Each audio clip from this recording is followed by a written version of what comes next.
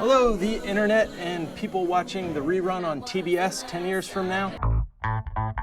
We're gonna listen to Good Ass Intro and Nah Nah off the mixtape Acid Rap, in which Chicago's Chance the Rapper just totally destroys the English language at the speed of thought. Raps just made me anxious, and acid made me crazy. Them squares just made me looser, that wax just made me lazy. And I still make this song, and I'ma make another. If you ever actually hit me, better watch out for my brother. Better I'll take that deal. Gotta watch out for my mother. Get a watch with all that glitters. Come in clutters, different colors. Been a baller, been for butler, chauffeur, hit a stainer. Did I stutter? Did a ton of drugs and did better than on my alma mater. And speaking of humans who spent last year in beast mode, today's episode is about introducing Chance the Ruthless, trip shrooms and lucid dreams is lucid, loosely based on music. We like to think humans are the masters of the planet, what with our airlines and global politics and sophisticated methods of distributing pornography. And generally, animals seem to play along and leave us alone. But every now and then,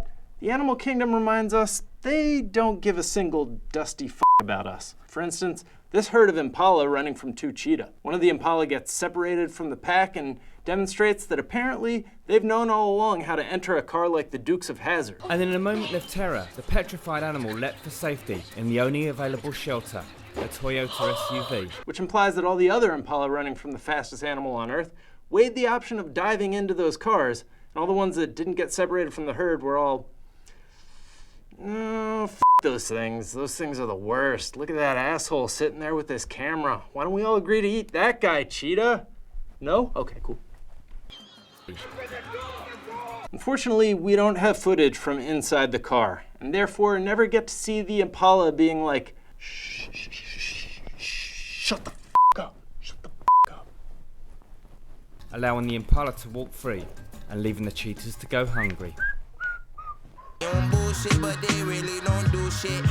In this video, a monkey tries to teach a human how to crush leaves. And while that might sound like a nonsensical grab bag of words created by a random word generator, it's actually one of the most subtly nuanced and deeply condescending interactions I've ever seen.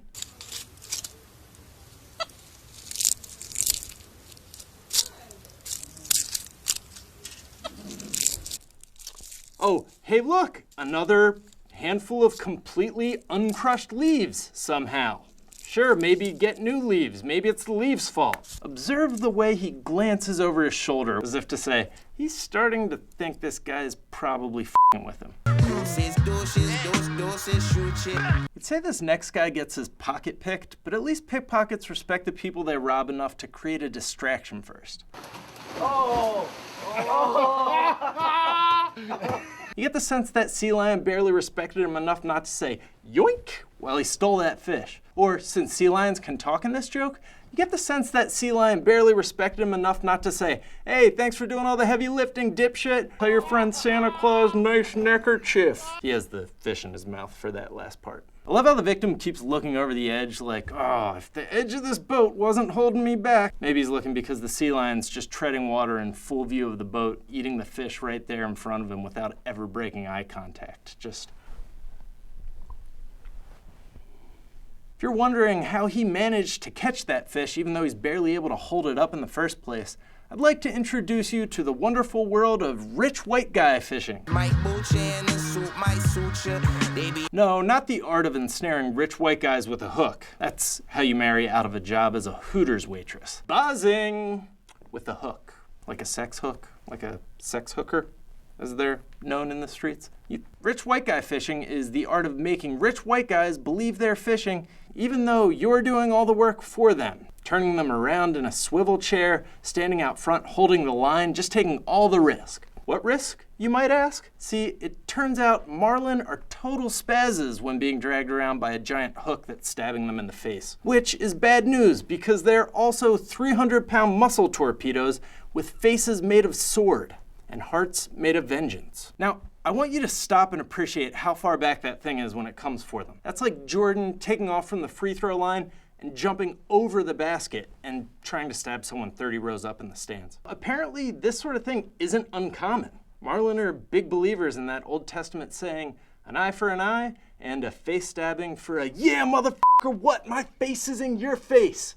Isn't that the most horrible thing you can possibly imagine? But this episode is about humiliation, and by the end of this clip, the only thing with a shred of dignity left on that boat is repeatedly slamming its head into the bottom of the boat because it doesn't know how the ground works. The next time you hear a rich person claim social Darwinism is the reason he deserves his success, just remember this scene. The fisherman and the rich guy fumbling to unbelt him so he can get away from the scary fish he was supposed to be trying to kill. Everyone knows the scene. Big dumb guy hits on a girl right in front of her boyfriend, and the boyfriend's all, "Hey pal, she's got a boyfriend." And the guy just laughs and pushes the boyfriend, and the girl calls him a creep and slaps him, and the guy can't take a hint, and so he's like, "Hey, why don't you ditch the nerd and get with a real stud?" Well, here's that scene happening in real life, but with a deer. Oh my god! Oh my god! I got it! There's a deer chasing you! Dude, trust me, she knows. Oh! This is awkward.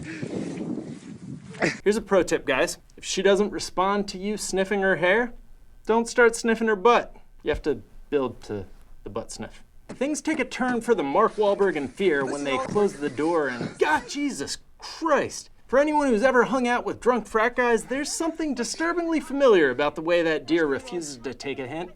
You half expect him to start talking just so he can say, "Hey, you should come to Fahrenheit. My boy's gonna be bartending. It's gonna be sick. Ditch the dweeb." He's pissed. We gotta go. We gotta go. Dude, she's clearly never been to Fahrenheit. Ashy, cigarette ashing till my voice get raspy. Roll sound. Roll cameras. And action. Hi, I'm Abe Epperson. I direct some of the videos here on Crack.com. I'm also an actor, some of you didn't know. I was Crazy Raoul in the original Agents of Cracked. I was in some Today's Topics where I, talk to Katie Stoll and we fight about gender and stuff like that. I was a shadow in an After Hours episode. It was actually a mistake. We cut it. But I was Simba in our animated Lion King sketch. Or was that a dream? I was in a whole bunch of stuff, okay? You don't need to... All you need to do is subscribe, okay? Just subscribe and stop asking me questions.